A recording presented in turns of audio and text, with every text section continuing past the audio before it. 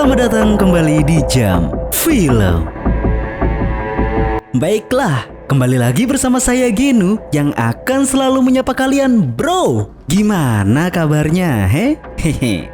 Baiklah, kembali lagi seperti biasa. Saya akan menceritakan sebuah film yang berdasarkan kisah nyata. Dan saya jamin di kisah ini akan semakin membuka mata kita semua akan indahnya sebuah dunia yang damai. Saya akan ajak kalian untuk berjalan mundur ke masa Perang Dunia Pertama, yang dimana pasti kita akan sangat bersyukur bisa hidup di zaman sekarang yang jauh dari kata perang. Ya paling mentok cuman sekarang ya sering ribut di medsos aja. Sepele mah itu bro, jauh dari sniper kan. Beli bakso tiba-tiba ada granat kan juga gak mungkin bro. Meledak baksomu, saat tahu-tahu nih loh. Bihunmu kececeran kemana-mana gitu kan. Gak mungkin lah, sekarang sudah damai, kita harus bersyukur. Dan saya jamin juga film ini tuh sangat luar biasa teman-teman. Jadi yang pengen tahu jalan ceritanya, langsung saja kita putar intronya.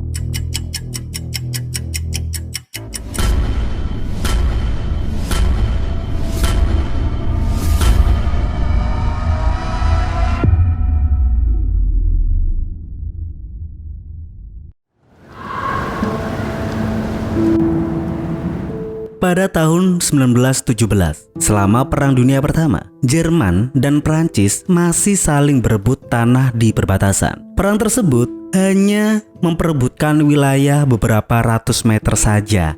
Namun, kendati pun seperti itu, perang tersebut telah memakan banyak ratusan ribu jiwa tentara muda. Sebelum jenazah tentara Jerman yang tewas dikuburkan, terlebih dahulu seragam, sepatu, dan helmnya dilepas dan lalu dibawa ke tempat laundry khusus yang kemudian dijahit kembali untuk menjadi seragam baru untuk digunakan oleh prajurit muda yang akan mendaftar di perang berikutnya. Di Jerman Utara, ada 4 remaja baru yang tiba di sekolahnya. Mereka bernama Paul, Albert, Ludwig, dan juga Franz. Paul, dia bercerita kepada teman-temannya bahwa ternyata ibunya tidak mengizinkannya untuk bergabung dengan tentara karena sudah sangat lazim bahwa selama tahun-tahun tersebut di Jerman remaja seusia mereka akan diizinkan oleh sekolah untuk bergabung dengan tentara selama mereka sudah mendapatkan izin dari orang tua masing-masing. Dan karena Paul yang tidak mendapatkan izin oleh orang tuanya, di sana dia diejek oleh teman-temannya. Franz lalu menyarankan agar Paul memalsukan surat persetujuan ibunya agar mereka berempat bisa pergi ke medan perang bersama-sama. Di sekolah, sebelum menyerahkan surat persetujuan, sang kepala sekolah memberikan pidato motivasi untuk memberikan semangat kepada siswanya yang hendak berperang. Tidak ada ekspresi ketakutan di sana. Justru para siswa yang lugu itu terus tersenyum bahagia saat mendengar pidato kepala sekolah. Mereka tidak tahu saja betapa kejam dan mengerikannya keadaan di medan perang. Alasan mereka ingin berperang juga bukan demi membela tanah air, melainkan hanya agar mereka terlihat sebagai pribadi yang keren di mata masyarakat.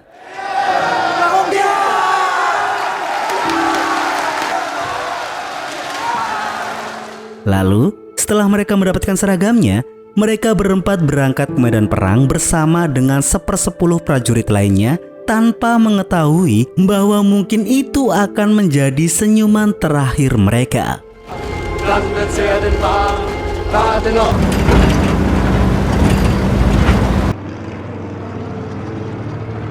Ketika mereka tiba di camp, seorang dokter menghalangi jalan mereka dan kemudian menyuruh rombongan tentara tersebut untuk turun dari truk karena mereka akan menggunakan truk itu untuk mengangkut tentara yang terluka ke rumah sakit. Lalu setelah tentara muda itu berjalan beberapa kilometer, tiba-tiba terjadi serangan bom. Sang komandan memerintahkan semua orang untuk memakai masker gas, namun sayangnya Paul terlambat untuk mengikuti instruksi. Dia dihukum dan harus terus memakai maskernya tanpa diizinkan untuk melepaskannya hingga mereka mencapai pangkalan. Zusammen mit dem Knallkopf da.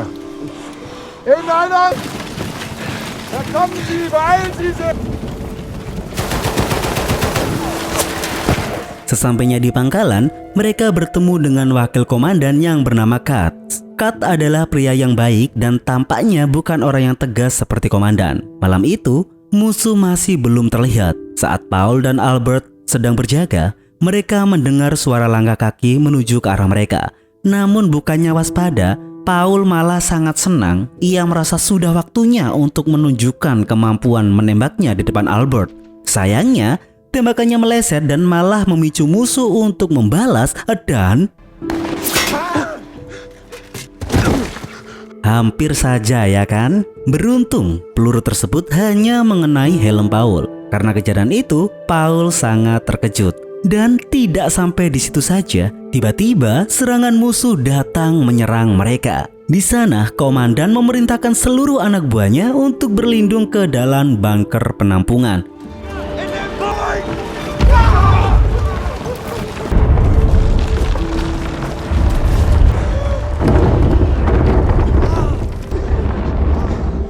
Mereka hanya bisa berdiam diri. Kat menjelaskan, serangan seperti itu memang selalu terjadi di setiap malam. Tentara musuh akan bergerak perlahan mendekati pangkalan mereka dan menyerang habis-habisan. Mereka di dalam sana tidak bisa berbuat apa-apa selain tetap bersembunyi karena artileri mereka tidak cukup canggih untuk melawan. Mereka hanya bisa berlindung dan ketakutan sampai serangan musuh selesai. Lalu, tiba-tiba ada seorang tentara yang ngeyel untuk mau keluar dan kabur. Sehingga ketika satu prajurit itu tidak mau dicegah,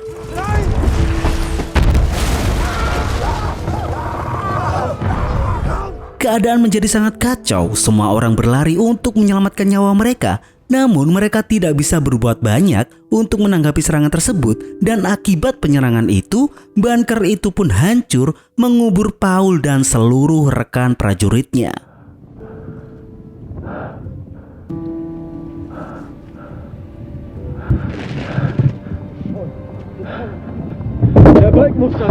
Keesokan harinya, Paul yang masih terkubur berhasil diselamatkan oleh Albert dan juga prajurit lainnya. Paul tidak menyangka bahwa perang bisa menimbulkan trauma yang begitu sangat besar. Saat dia sedang istirahat, Kat memberinya roti untuk mengisi perutnya.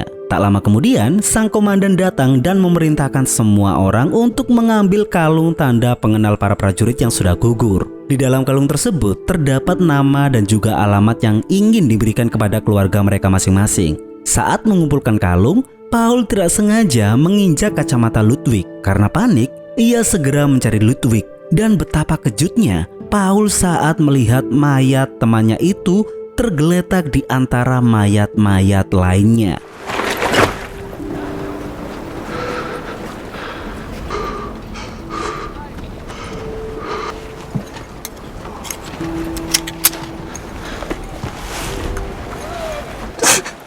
Dia begitu sangat sedih, tetapi dia juga menyadari bahwa tidak ada waktu untuk menangis. Ia berdiri kembali dan terus mengumpulkan kalung prajurit lain yang berguguran. Dan kini Paul menyadari bahwa mimpi buruknya baru saja dimulai.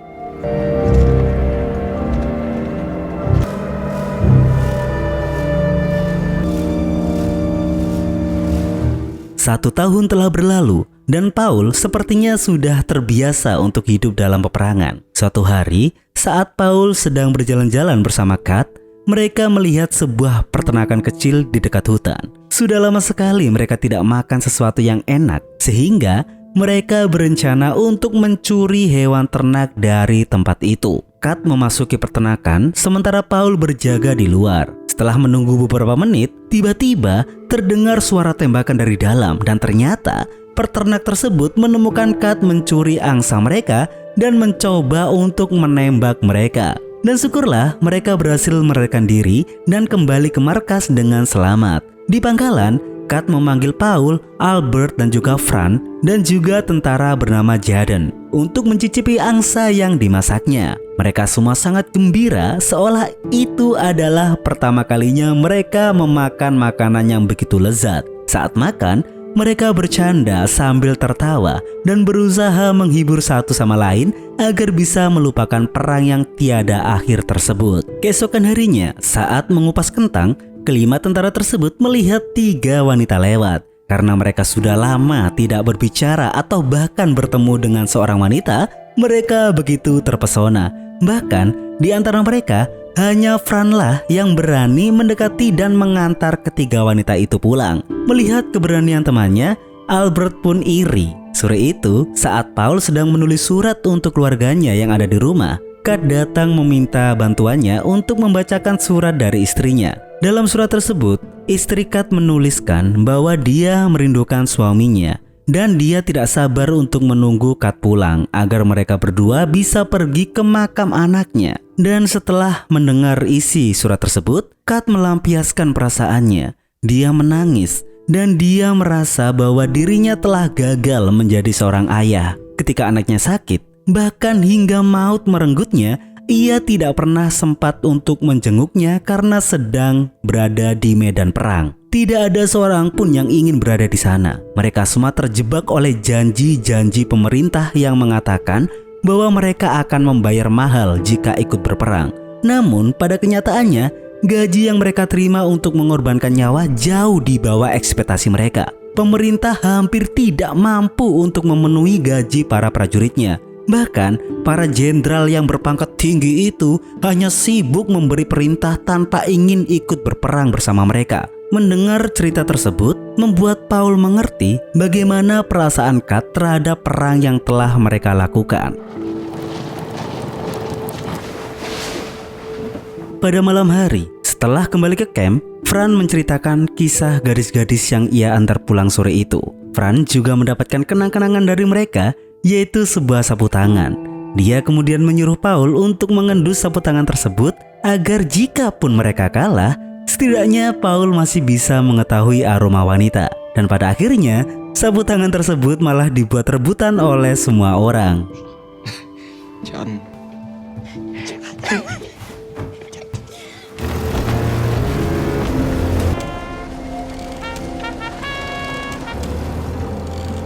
Keesokan harinya, semua kelompok itu diperintah untuk mencari 60 tentara muda yang hilang setelah serangan terakhir oleh Prancis di sebuah jalur kereta api yang ditinggalkan. Saat dalam operasi pencarian tersebut, Kat mencium sisa gas beracun yang digunakan Prancis selama perang. Dia meyakini bahwa para pasukan yang mereka cari itu masih selamat di suatu tempat. Mereka akan mencari tempat persembunyian di dekat sana. Mereka semua kemudian masuk ke gudang terdekat, lalu berpencar ke setiap ruangan hingga pada akhirnya Paul memasuki satu ruangan di mana ia terkejut melihat 60 tentara muda Jerman tergeletak mati di lantai. Langsung saja Paul berteriak memanggil teman-temannya, dan ketika Kat melihat kondisi mayat-mayat di depannya itu, dia tahu bahwa para prajurit yang tergeletak tak bernyawa di depan mereka mati karena terlalu cepat melepas masker anti gas mereka, sehingga mereka menghirup gas beracun dalam jumlah yang banyak.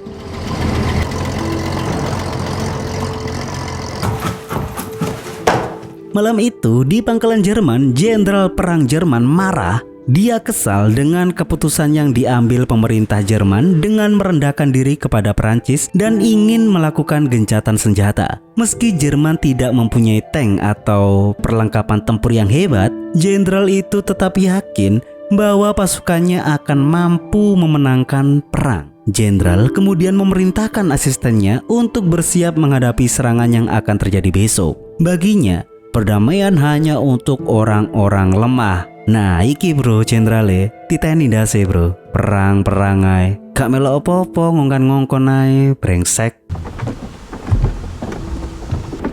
Keesokan paginya, delegasi antara Jerman dan Prancis bertemu di kereta. Salah satu delegasi Jerman yang bernama Matthias memohon kepada Prancis untuk melancarkan gencatan senjata final di laut, darat, dan udara terhadap pasukan Jerman karena mereka telah kehilangan terlalu banyak tentara di medan perang. Delegasi Prancis kemudian memberinya sebuah map yang berisi beberapa perjanjian yang harus ditandatangani oleh Jerman. Prancis memberi Jerman waktu 72 jam untuk bernegosiasi, dan jika selama negosiasi tersebut belum ditandatangani secara sah, perang akan berlanjut seperti biasa.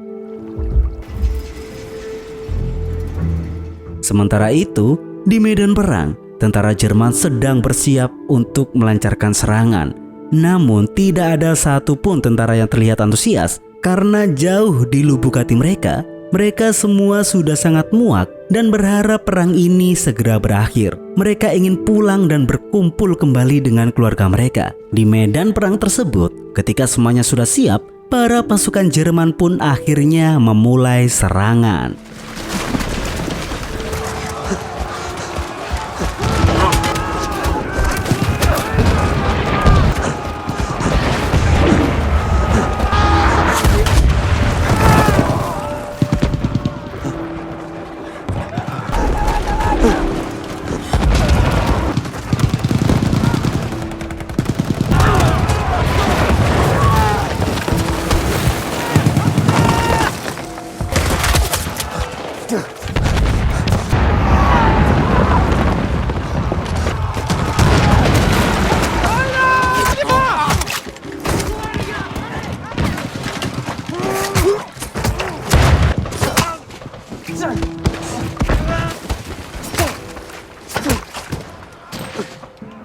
Komm weiter, Paul!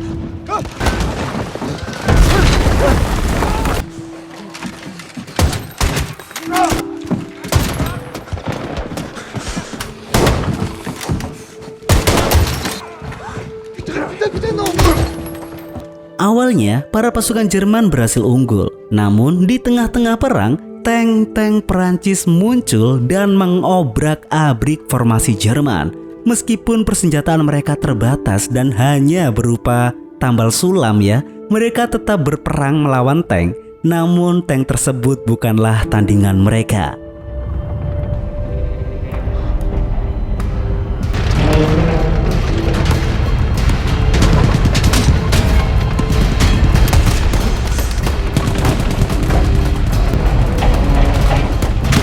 Peluru mereka hampir tidak menggores tank Perancis sedikit pun, dan kini mulailah mereka menyerang balik.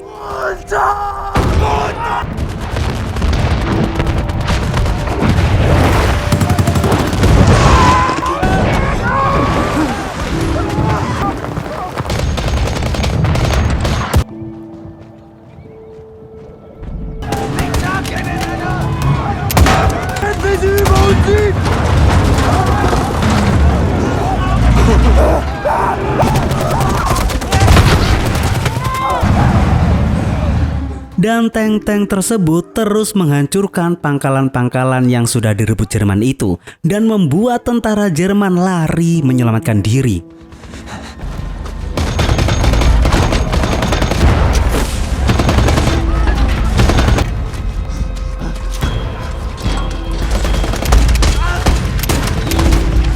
Tentara Prancis ikut menyerang dengan senjata mereka yang lebih canggih, termasuk senjata penyembur api yang mereka gunakan untuk membakar hidup-hidup sisa tentara Jerman yang mereka temukan. Bahkan ketika Paul lari, semua itu tidak akan mudah dilakukannya.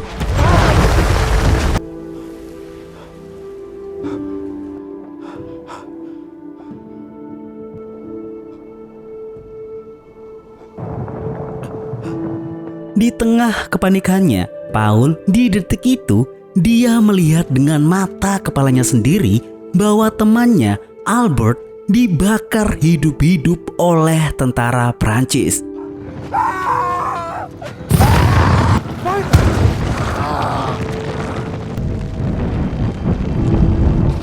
Paul sangat ketakutan dan terus berlari kembali ke parit.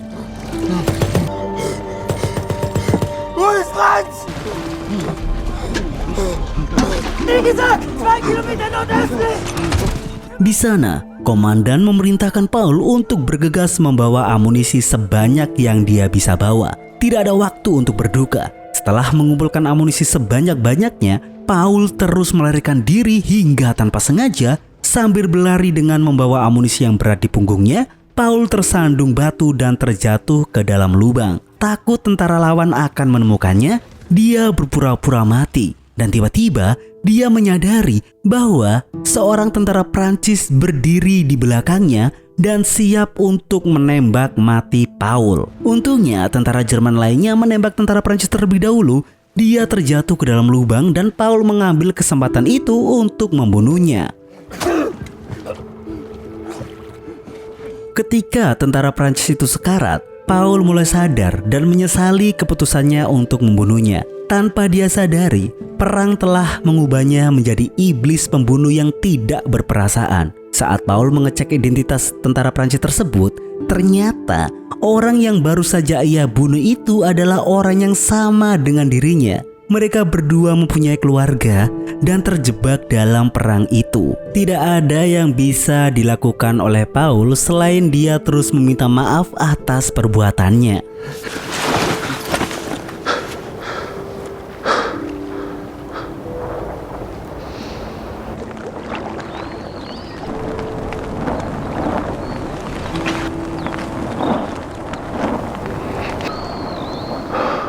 Sebaliknya, di dalam kereta tempat perundingan berlangsung, delegasi Jerman melakukan protes karena isi surat perjanjian dari Prancis tidak masuk akal dan terkesan menyudutkan Jerman. Jika mereka menandatangani surat tersebut, maka seolah-olah Jerman sudah menyerah dari Prancis. Sehingga akan lebih baik jika gencatan senjata dibatalkan, atau dengan kata lain, perang akan terus berlanjut. Kalaupun Jerman kalah, mereka akan kalah dengan hormat dan tetap ditakuti oleh negara lain. Mendengar hal itu, Matthias mengingatkan bahwa mereka bukan sedang berdebat tentang siapa yang lebih kuat dan juga bukan tentang kehormatan, melainkan untuk menyelamatkan nyawa ribuan tentara muda Jerman yang berjuang mati-matian di medan perang. Padahal mereka tahu bahwa perang itu tidak mungkin mereka menangkan. Dan ternyata Matthias ini juga punya seorang putra dan putranya gugur di medan perang. Mana kehormatannya didapatkan oleh putranya? Tidak ada. Matthias ini lebih realistis ya bro ya. Matthias akan tetap berjuang. Dia memerintahkan petugas untuk menyalin tuntutan blok sekutu atau NTT untuk dikirim ke markas, di mana Matthias mencoba untuk mengabari pemerintah karena mereka hanya punya 72 jam saja. Setiap menit yang terbuang akan ada satu prajurit yang tewas. Matthias sungguh sangat berambisi untuk bisa mengakhiri perang. Hidup Matthias.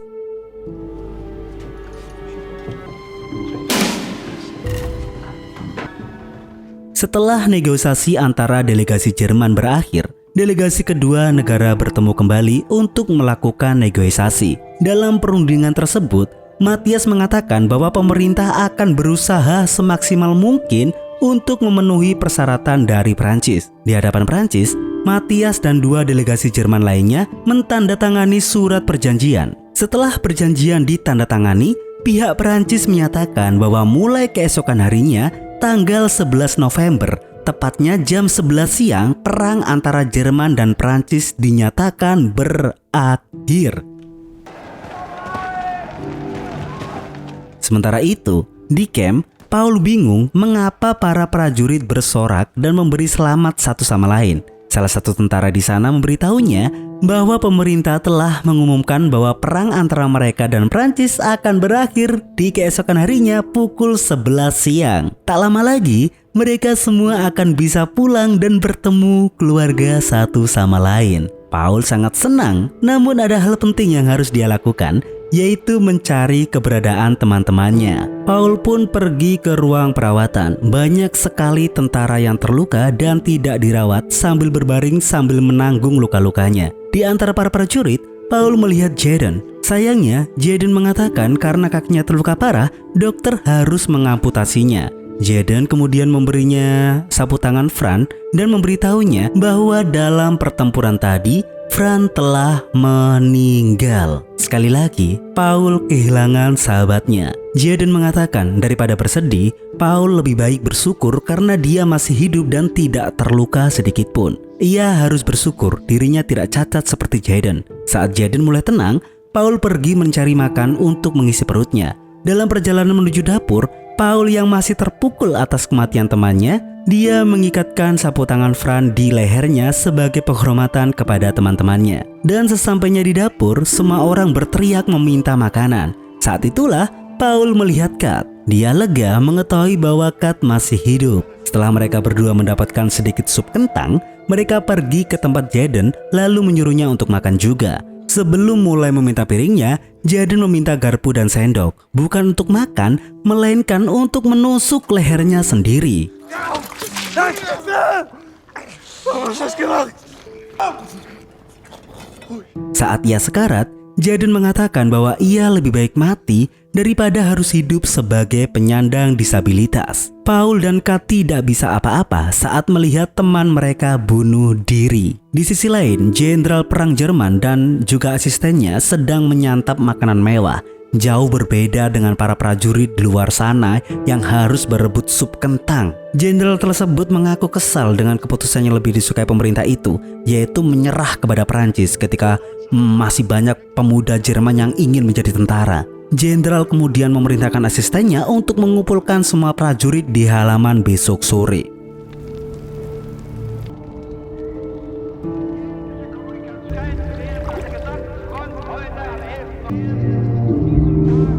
Keesokan harinya, ketika Paul bangun, dia bingung saat melihat Kat menatap keluar jendela. Kata Kat, hari itu adalah hari terindah sejak dia pergi berperang. Untuk pertama kalinya dalam 4 tahun pertempuran, pada hari itu, dia tidak mendengar satupun suara tembakan. Kemudian mereka pun berjalan-jalan untuk merayakan kebebasan itu. Sepanjang perjalanan, Kat mengatakan bahwa dia tidak sabar untuk bisa pulang. Ingin sekali ia mencium dan memeluk istrinya dengan erat. Kat pun berpesan kepada Paul agar lebih baik ia melanjutkan sekolahnya agar kedepannya bisa menjadi orang yang hebat. Saat berjalan, mereka secara tidak sengaja melewati peternakan tempat mereka mencuri seekor angsa sebelumnya. Di sana, Kat bercanda apa alasan mereka untuk tidak mencuri lagi sebelum pulang. Dan sambil tertawa, Paul pun setuju.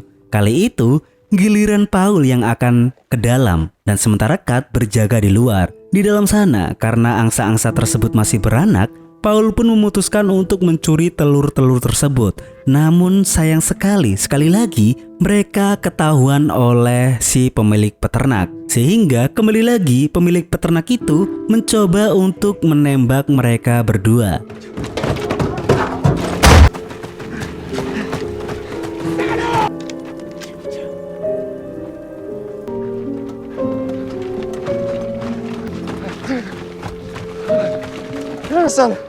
Dan syukurlah mereka berhasil lolos. Namun di tengah jalan, telur yang dibawa Paul itu pecah. Sehingga mereka pun bergegas mengambil telur-telur yang keluar itu dari sakunya Paul dan bergantian untuk meminumnya. Kemudian, ketika Kat sedang kencing di hutan, putra pemilik pertanian pun muncul sambil menodongkan pistol ke arahnya. Tak lama kemudian, Paul mendengar suara tembakan dan langsung mengecek keadaan. Dia melihat Kat berjalan dan tampak baik-baik saja. Paul merasa lega, tapi tiba-tiba Kat terjatuh dan ternyata dia tertembak di perut kirinya. Dalam keadaan panik, Paul bergegas membawanya kembali ke camp. Sayangnya, ketika dokter di camp memeriksa kondisinya, dia mengatakan tidak ada yang bisa dia lakukan untuk menyelamatkannya. Paul kaget mendengarnya. Semua temannya telah meninggal, meninggalkan dia sendirian. Paul telah menyaksikan semua temannya satu persatu mati di depan matanya.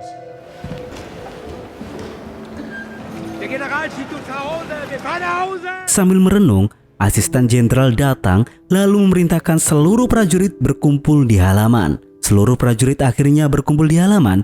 Jenderal mengumumkan bahwa mereka semua akan segera pulang. Namun sebelum itu, jenderal ingin mereka kembali ke medan perang untuk yang terakhir kalinya guna merebut perbatasan. Sebelum jam menunjukkan pukul 11, perang belum berakhir. Dia tidak peduli, bahkan jika pertarungan terakhir itu akan memakan korban ribuan prajuritnya, baginya yang terpenting adalah Jerman berhasil merebut tanahnya. Mendengar pengumuman sang jenderal, semua prajurit menjadi kesal. Tidak ada yang bisa mereka lakukan karena mereka tidak punya pilihan selain mematuhi jenderal. Dan beberapa tentara yang menolak perintah atau melarikan diri langsung dieksekusi di detik itu juga. Emang bangsat.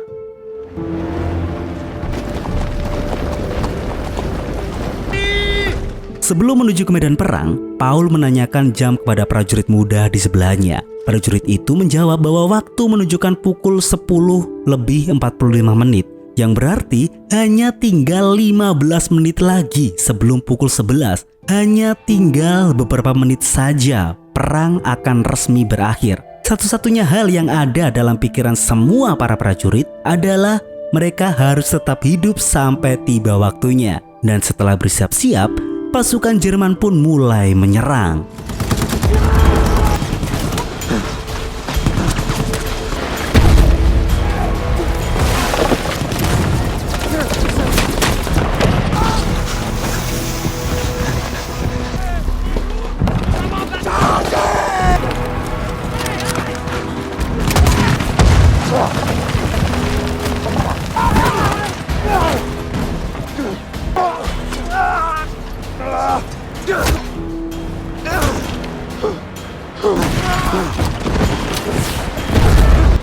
Di tengah perang, Paul melihat prajurit muda Jerman yang tengah terpojok, dan sebelum diserang oleh tentara Prancis, dia segera membantunya. Hingga di sanalah Paul benar-benar bertarung memperjuangkan kehidupannya.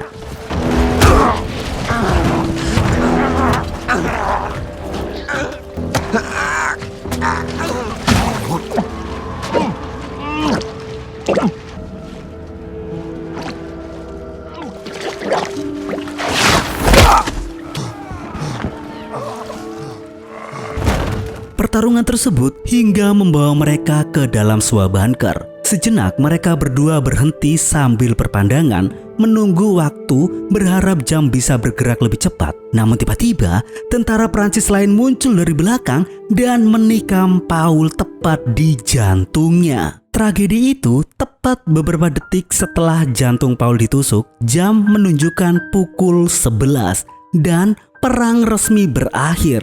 Terdengar suara komandan yang berteriak kepada prajurit tersebut agar menghentikan semua peperangan. Paul sangat sedih karena di detik-detik terakhir itulah jantungnya tertusuk. Dengan kekuatan terakhir yang dimilikinya, Paul perlahan keluar dari bunker. Dan di luar sana, dia benar-benar bisa menghirup kedamaian di udara, di mana tidak ada lagi suara senjata, ledakan atau teriakan perang. Perang akhirnya berakhir.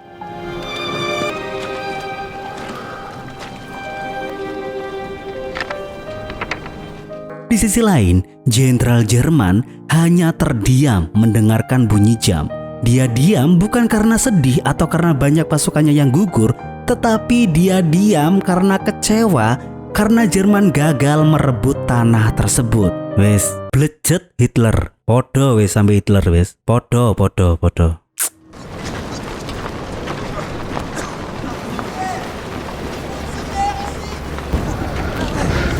Beberapa waktu kemudian, asisten jenderal terlihat datang ke medan perang.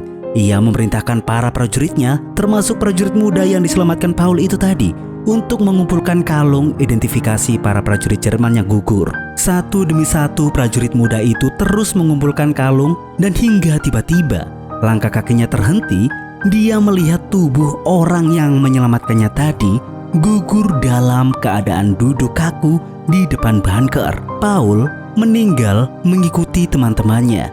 Artinya, Paul akhirnya dia benar-benar terbebas dari perang, terbebas dari dunia yang begitu kejam. Tentara muda itu memberikan hormat terakhirnya kepada Paul dengan mengambil sapu tangan Franz yang dibawa Paul itu, lalu mengkalungkannya di lehernya.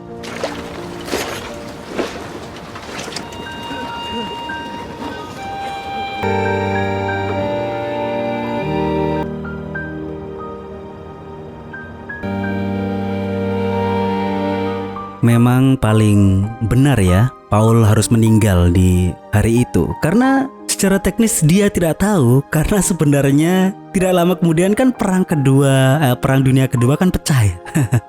Jadi ya paling benar dia harus gugur karena ya dia akan benar-benar bebas dari peperangan dan juga kejamnya dunia pada waktu itu, bro. Dan di akhir film dijelaskan bahwa 3 juta prajurit tewas di perang tersebut. Dan kebanyakan mereka tewas hanya untuk memperebutkan beberapa ratus meter lahan saja. Dan kurang lebih ada 17 juta nyawa lenyap dalam Perang Dunia Pertama. Dan film pun tamat.